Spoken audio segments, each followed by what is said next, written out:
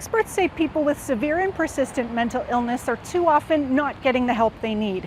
And that can lead them here to courthouses like this one, cycling through the system over and over at a cost of hundreds of thousands of dollars. The question of how best to help them largely boils down to forced treatment. This is Barbara Clary, a 76-year-old retired nurse in Cornwall whose story we've been following for a year and a half.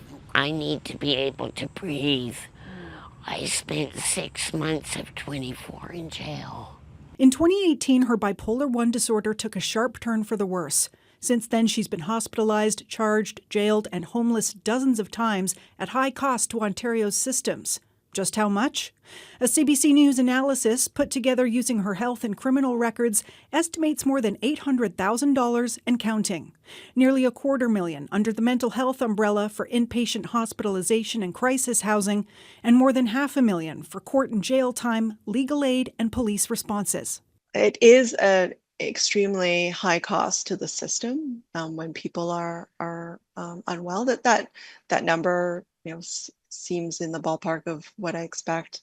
And you have to remember she's one person. After all that spending, Clary's situation hasn't changed. She spent a month and a half in jail this winter for showing up at her former apartment building and refusing to leave. Now she's living in a tent encampment. I'm so free now. I take my time. I don't try to do too much in one day. Cornwall police say they're dealing with 20 people like Clary who have fallen through the cracks on a daily basis. The force picked 5 of them and found that last year, the average number of occurrences for each person was 53.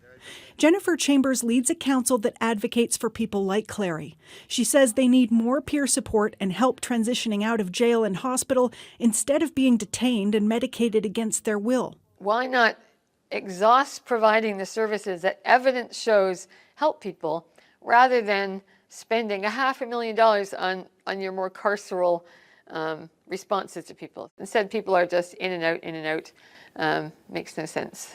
But for Dr. Shin and the Psychiatric Association, some forced care protects the right to health for vulnerable people whose illnesses can cause delusional thinking.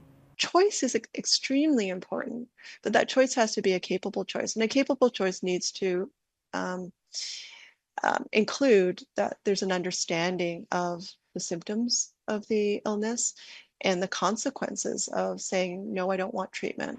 The Ontario ministries responsible for healthcare and the justice system haven't responded to repeated requests for comment about these issues and Clary's story over the past year and a half.